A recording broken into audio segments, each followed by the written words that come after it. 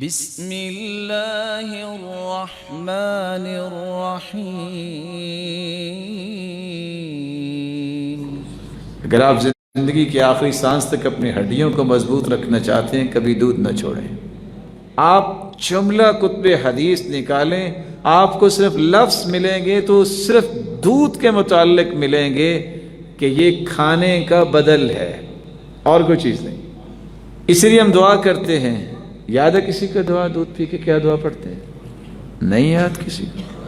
اللہم بارک لنا فیہ وزدنا من۔ اس لیے فرمایا ثلاث لا ترد، تین چیزیں جب پیش کی جائیں تو واپس نہ کیا کرو۔ اللبن، دودھ پیش کیا جائے تو واپس نہ کرو۔ والطیب، خوشبو دی جائے تو واپس نہیں کرنی چاہیے۔ والوسائد، کوئی کشن یا تکیہ آپ کو پیش کرتا ہے تو واپس نہ کرو۔ بلکہ حدیث تو یہ بھی کہتی ہے من عرض علیہ ریحانہ فلا یردھا، کوئی کسی کو پھول پیش کرتا ہے تو اس کو واپس نہ کرے۔ کیوں؟ فإنها خفیف المحمل طیب الرائحہ، اس کی خوشبو بہت اچھی ہے لیکن ہلکا ہے۔ لیکن شرط یہ ہے کہ یہ پھول ویلنٹائن ڈے کا نہ ہو، یہ پھول مفتن اور مفتن نہ ہو۔